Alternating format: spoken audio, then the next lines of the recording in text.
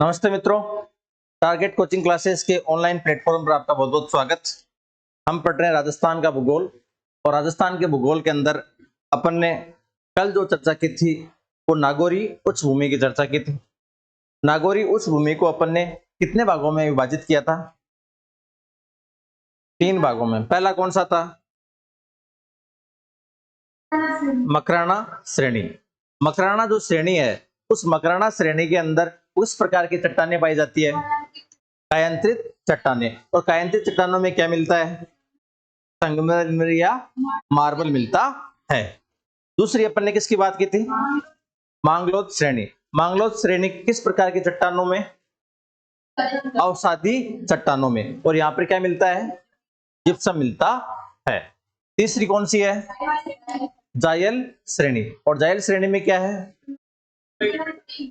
Fluoride की कुबड़ पट्टी है इसके अंदर, उसको जायल श्रेणी बोलते हैं। ये कहां से कहां तक है? जायल से पुष्कर अजमेर तक स्थित है। और यहाँ पे क्या होता है? हाँ, फ्लोराइड से कुबड़ निकल जाती है लोगों की। ठीक है।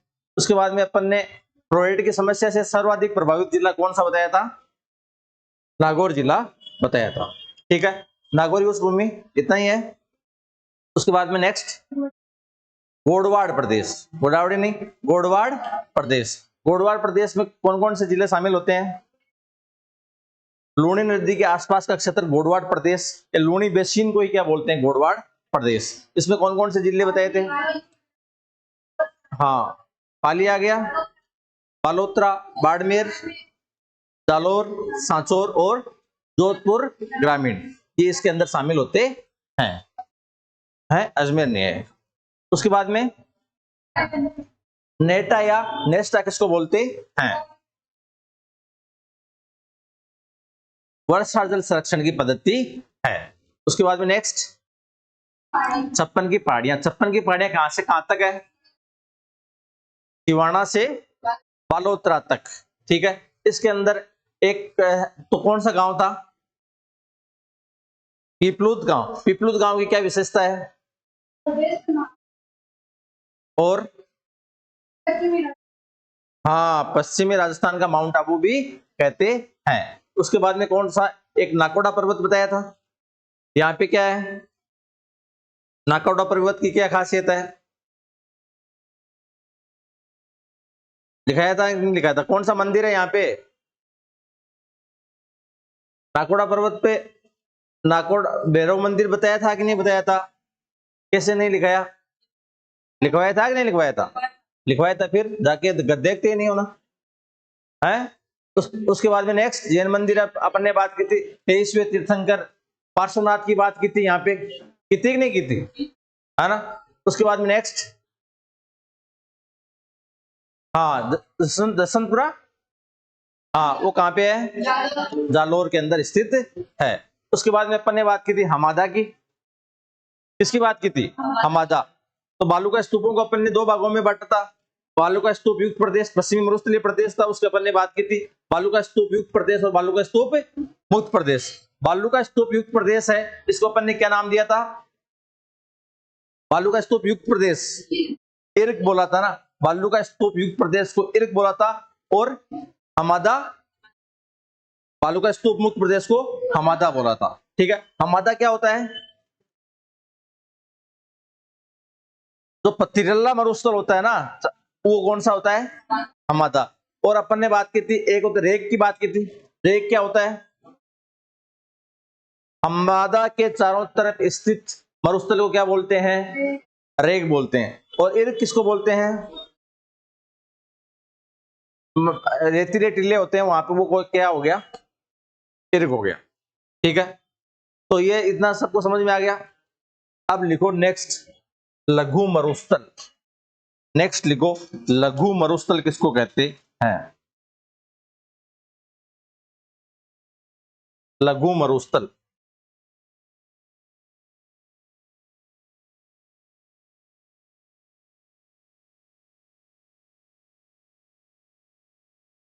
लघु मरुस्थल कच्छ के रण से कच्छ के रण से बीकानेर तक, कच्छ के रण से बीकानेर तक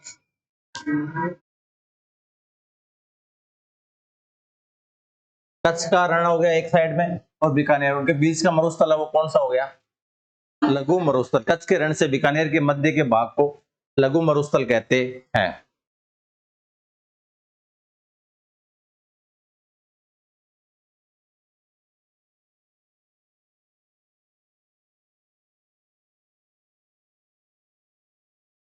लघु मरुस्थल कहते हैं। एक मैं बात करूं आपसे, लाटी सीरीज। ये लाटी सीरीज क्या है?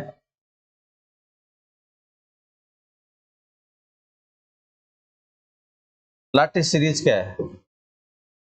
किसको बोलते हैं लाटी सीरीज? एक जलपट्टी है, कहां से लेकर कहां तक है?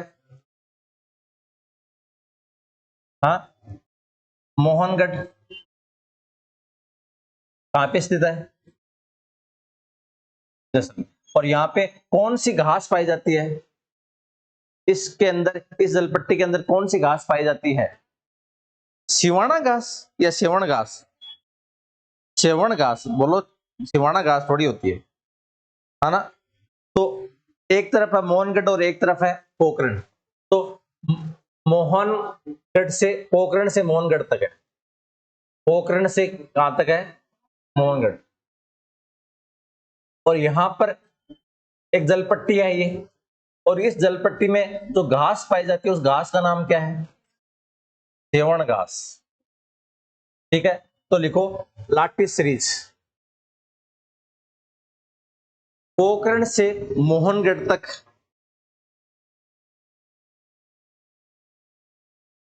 एक भूगर्भीय जलपट्टी पाई जाती है। पोखरण से मोहनगढ़ तक एक भूगर्भीय, एक भूगर्भीय जलपट्टी पाई जाती है। भूगर्भीय जलपट्टी पाई जाती है जिसे लाटी सीरीज के नाम से जाना जाता है।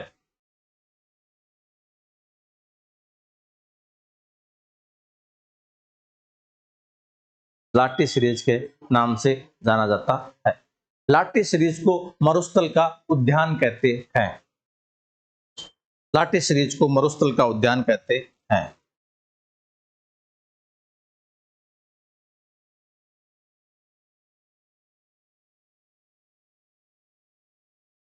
क्या कहते हैं? मरुस्थल का उद्यान कहते हैं। एक बात करूं मैं आपसे, चांदन नलकूप। चांदन नलकूप जैसलमेर में जो चांदन नामक स्थान पर एक भूगर्भीय जलपट्टी है, उसमें चांदन नामक गांव पर ये चांदन नलकूप स्थित है। लिखो चांदन नलकूप। लाटी सीरीज में चांदन नलकूप, लाटी सीरीज में चांदन नामक स्थान पर, लाटी सीरीज में चांदन नामक स्थान पर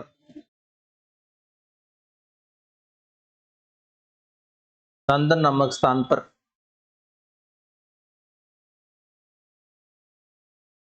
इसको और किस नाम से जानते हैं?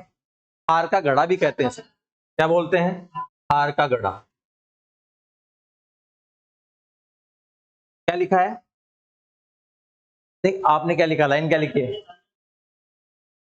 चांदन नामक स्थान पर एक, चांदन नामक स्थान पर स्थित नलकूप, चांदन नामक स्थान पर स्थित नलकूप जिसे हार का गढ़ा भी कहते हैं। चांदन नामक स्थान पर स्थित नलकूप जिसे हार का गढ़ा भी कहते हैं। एक गांव की बात की थी, कुलधरा गांव, कल बात की थी, क्या मिली थी? जीवाश्म वेल मछली की बात की थी क्या वहां पे? ठीक है, तो और कुलधरा गांव में और डायनासोर के अवशेष भी मिले हैं। डायनासोर के अवशेष भी यहां से मिले हैं। तो कुलधरा गांव, कुलधरा गांव। लिखो डायनासोर के अवशेष मिले हैं, डायनासोर के अवशेष मिले हैं।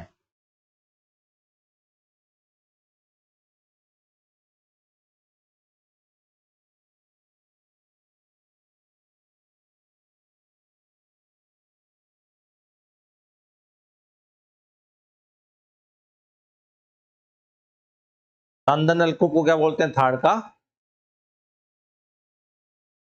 एक लिखो Akal wood fossil park, Akal wood fossil park. Akal wood fossil park कहां पे स्थित है? जैसलमेर। आकलवुड फॉसिल पार्क जैसलमेर के अंदर स्थित है।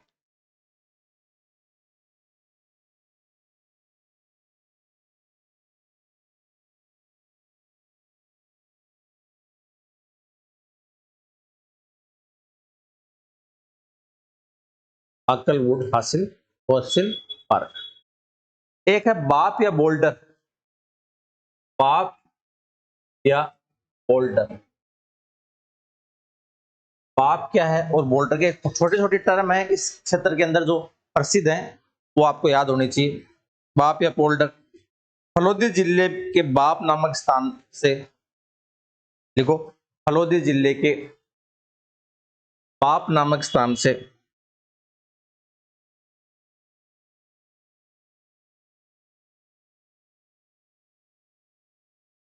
हिमानीकृत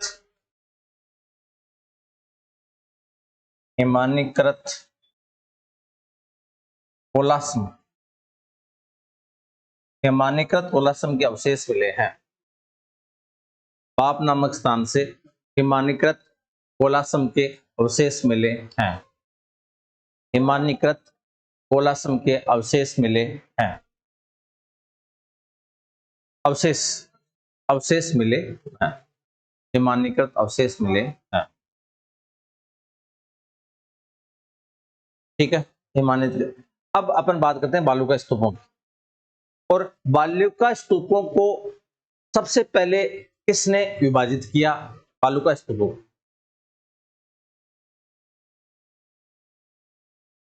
तो सबसे पहले बालूका स्तूप कितने कितने प्रकार, कौन कौन से बालूका स्तूपों का नाम आपने सुना है? बरखान और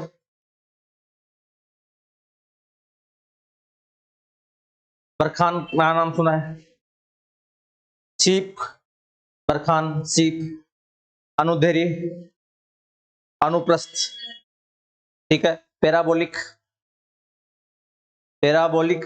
ठीक है, और तारानुमा, ठीक है, दरियन और चीप बोल दिया।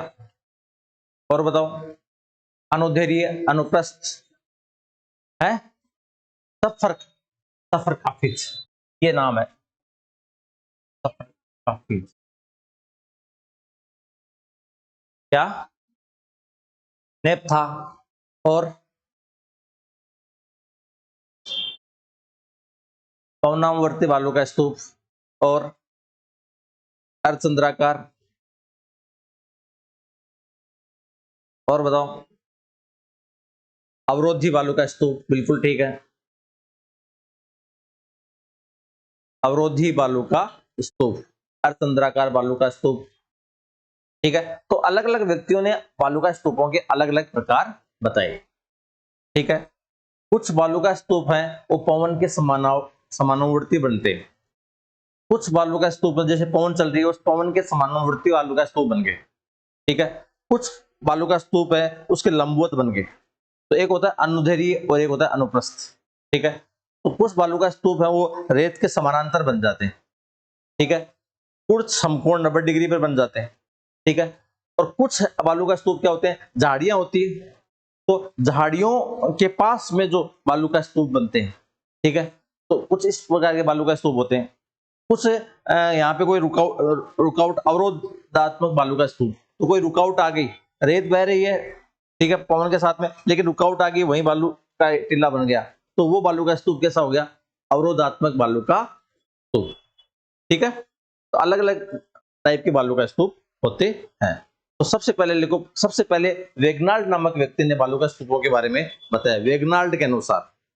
तो पहला नाम लिखना है वेगनोल्ड के अनुसार,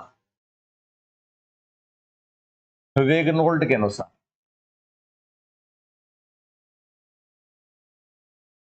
वेगनोल्ड के अनुसार।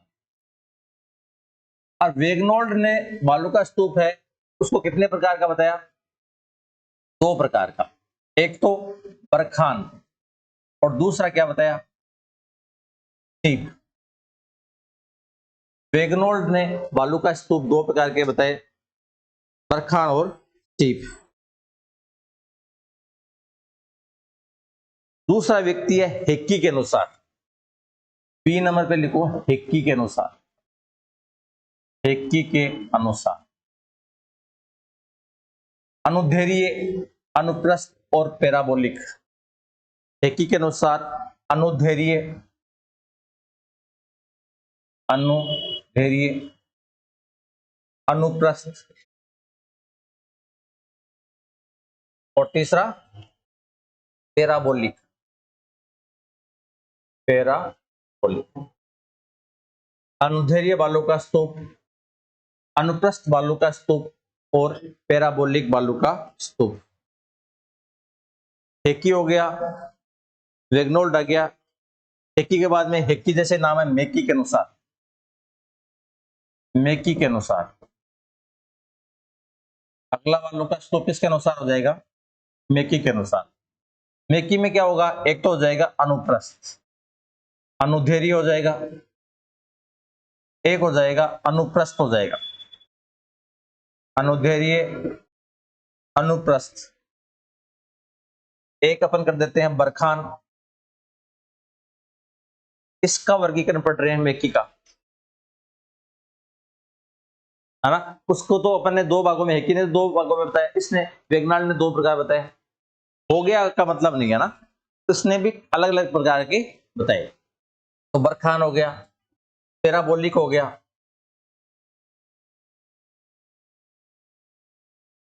तारेनुमा हो गया, तारेनुमा, तारेनुमा। अवरोधात्मक हो गया,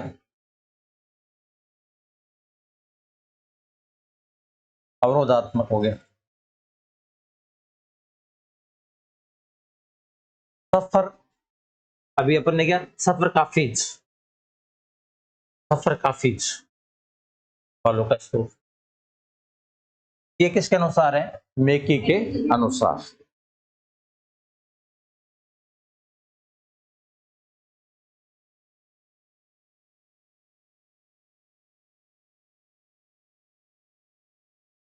कितने हो गए?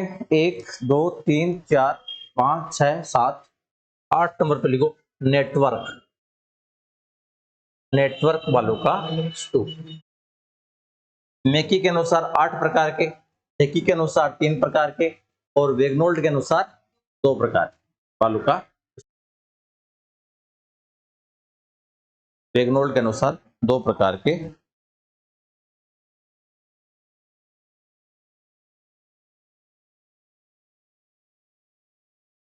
अनुदैर्घ्य बालूका स्तूप का दूसरा नाम क्या है? अनुदैर्घ्य बालूका स्तूप को रेखीय बालूका स्तूप या कोणावर्ती बालूका स्तूप भी कहते हैं। और ये कैसे बनते हैं? बालू की दिशा के समानांतर बनते हैं। अनुदैर्घ्य बालूका स्तूप जैसे पवन की दिशा, पवन चलती है उस पवन की दिशा के समानांतर बनते हैं। तो अनुदैर्घ्य नंबर 1 पर लिखो अनुदैर्घ्य बालूका स्तूप, नंबर 1 पे लिखो अनुदैर्घ्य बालूका स्तूप।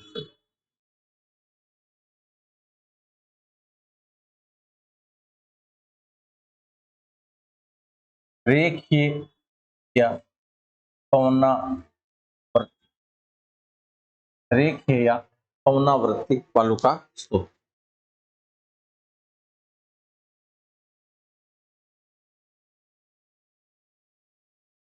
पवना, पवनानुवर्ती लिखना पड़ेगा, पवनानुवर्ती,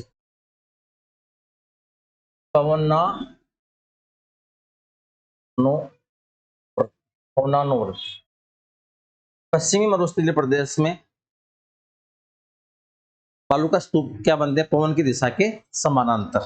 तो पश्चिमी मरुस्थलीय प्रदेश में लिखो, पश्चिमी मरुस्थलीय प्रदेश में, पश्चिमी मरुस्थलीय प्रदेश में पवन की दिशा के, पवन की दिशा के समानांतर बनने वाले बालू का स्तूप। पश्चिमी मरुस्थलीय प्रदेश में पवन की दिशा के समांतर बनने वाले बालू का स्तूप।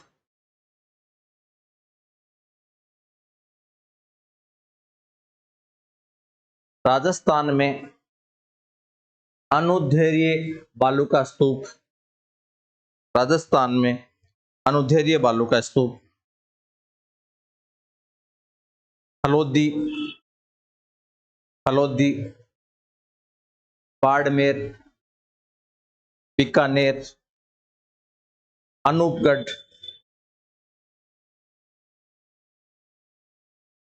बाड़मेर, बीकानेर, अनूपगढ़, जोधपुर ग्रामीण में पाए जाते हैं। अनूपगढ़ जोधपुर ग्रामीण में पाए जाते हैं।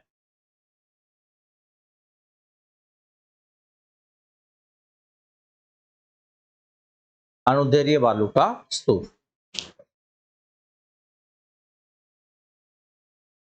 अनुप्रस्थ बालू का स्तूप,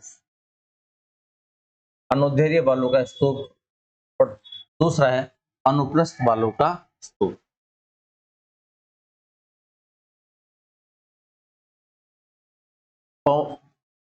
पश्चिमी मरुस्थलीय प्रदेश में पवन की दिशा के लंबवत या समकोण पर बनने वाले बालू का स्तूप। तो लिखो, पश्चिमी मरुस्थलीय प्रदेश में, पश्चिमी मरुस्थलीय प्रदेश में पवन की दिशा के लंबवत, लंबवत 90 डिग्री समकोण, लंबवत या समकोण पर बनने वाले बालू का स्तूप अनुप्रस्थ बालू का स्तूप कहलाते हैं,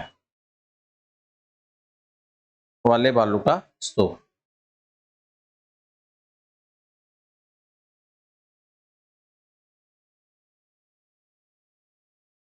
रावतसर, सूरतगढ़, रावतसर, सूरतगढ़, सूरतगढ़, रावतसर, पोखरण, हलोदी, पोखरण, हलोदी, बालोतरा, बालोतरा, नागौर, सीकर, झुंझुनू में पाए जाते हैं। बीकानेर भी होगा।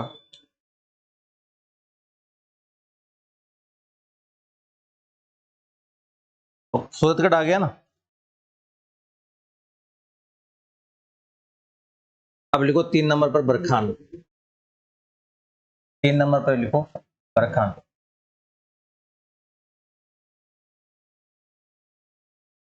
पश्चिमी मरुस्थलीय प्रदेश में अर्धचंद्राकार गतिशील बालू को स्तूपों को बरखान कहते हैं। पश्चिमी मरुस्थलीय प्रदेश में, पश्चिमी मरुस्थलीय प्रदेश में गतिशील अर्धचंद्राकार बालू को स्तूपों को बरखान कहते हैं, बरखान कहते हैं। अर्धचंद्राकार बालू को स्तूपों को बरखान कहते हैं। सबसे अधिक अगर मरुस्थलीकरण के लिए उत्तरदायी कोई बालू का स्तूप है तो वो कौन से हैं? बरखान। तो पश्चिमी मरुस्थलीय प्रदेश में मरुस्थलीकरण के लिए सर्वाधिक उत्तरदायी हैं। तो लिखो, पश्चिमी मरुस्थलीय प्रदेश में, पश्चिमी मरुस्थलीय प्रदेश में, पश्चिमी मरुस्थलीय प्रदेश में मरुस्थलीकरण के लिए मरुस्थलीकरण के लिए सर्वाधिक जिम्मेदार हैं, सर्वाधिक जिम्मेदार हैं, मरुस्थलीकरण के लिए सर्वाधिक जिम्मेदार हैं। सर्वाधिक बरखान कहाँ पे पाए जाते हैं? ठीक है, तो सर्वाधिक बरखान शेखावाटी में पाए जाते हैं। तो लिखो सर्वाधिक बरखान शेखावाटी प्रदेश में पाए जाते हैं।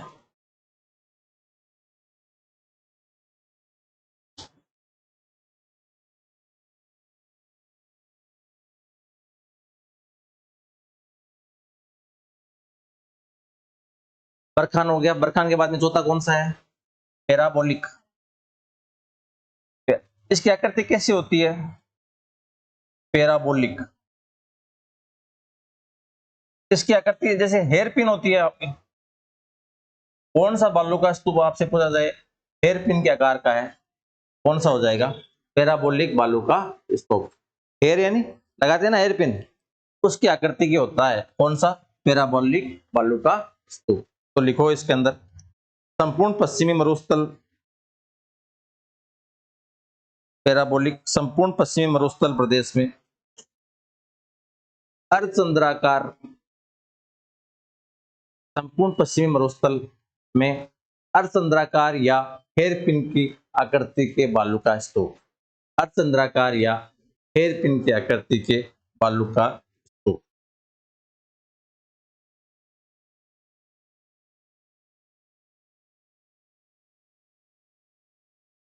और तारेनुमा बालू का स्तूप तो आकृति कैसे होती है? तारे के जैसी आकृति होती है। तो पांचवा लिखो तारेनुमा बालू का स्तूप, तारेनुमा बालू का स्तूप, तारेनुमा बालू का स्तूप। पश्चिमी मरुस्थलीय प्रदेश में तारे जैसी आकृति के बनने वाले बालू का स्तूप, पश्चिमी मरुस्थलीय प्रदेश में तारे जैसी आकृति के बनने वाले बालू का स्तूप।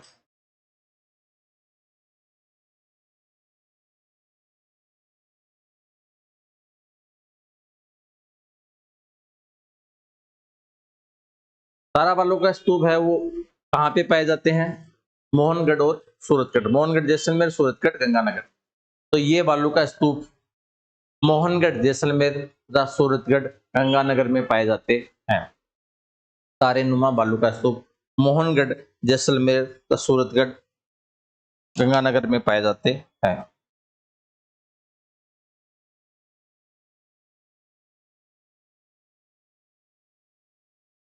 अवरोधात्मक बालू का स्तूप कैसे बनते हैं? अवरोध की वजह से, रुकावट, जैसे जैसे हवा बहती है आगे कोई रुकावट आ गई, रुकावट की वजह से वो वहीं पर क्या रेत का टीला बन गया, उसको क्या बोलते हैं? अवरोधात्मक बालू का स्तूप। तो 6 नंबर पे लिखो अवरोधात्मक बालू का स्तूप।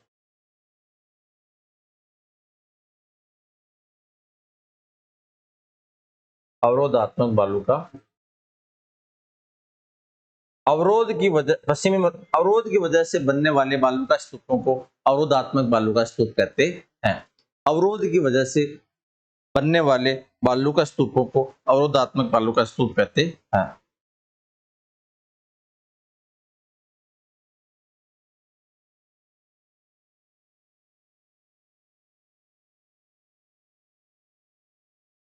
अवरोधात्मक बालू का स्तूप कहते। नेटवर्क बालू का स्तूप, नेटवर्क बालू का स्तूप हनुमानगढ़ से हिसार तक बनने वाले बालू का स्तूपों को नेटवर्क बालू का स्तूप कहते हैं। हनुमानगढ़ से हिसार तक नेटवर्क हो गया ये, हनुमानगढ़ से हिसार तक बनने वाले बालू का स्तूपों को नेटवर्क बालू का स्तूप कहते हैं। हनुमानगढ़ से लेकर हिसार तक बनने वाले बालू का स्तूपों को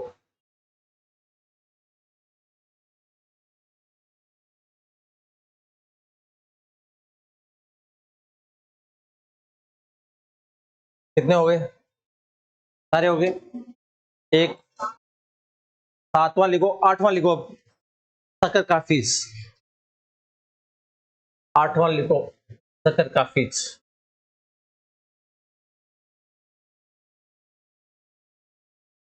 ये किसके सहारे बनते हैं?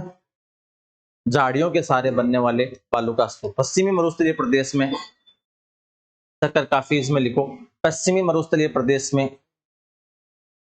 झाड़ियों के सहारे बनने वाले बालू का स्तूपों को सकर काफिज कहते हैं। झाड़ियों के सहारे बनेंगे उसको सकर काफिज कहते हैं। झाड़ियों के सहारे, झाड़ियां होती है उसकी वजह से रेत रुक गई ना, तो उसको क्या बोलते हैं? सकर काफिज कहते हैं।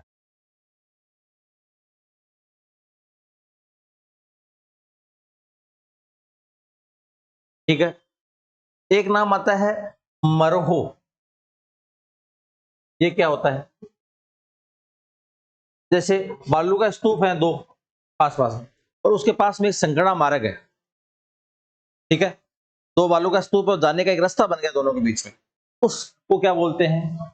मरहो बोलते हैं। ठीक है, तो लिखो मरहो। बालू का स्तूपों के मध्य मरहो, मरहो में लिखो बालू का स्तूपों के मध्य संकीर्ण मार्ग तो मरहो कहा जाता है।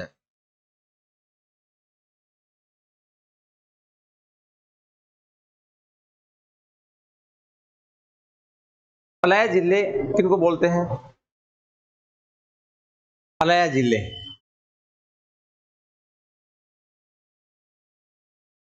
बालू का स्तूपों के बीच बनने वाले अस्थायी जिलों को क्या बोलते हैं? पलाया जिले। तो लिखो पलाया झील, पलाया झील। बालू का स्तूपों के मध्य, बालू का स्तूपों के मध्य बनने वाली अस्थायी झील को पलाया कहते हैं। बालू का स्तूपों के बीच बनने वाली अस्थायी झील को पलाया कहते हैं।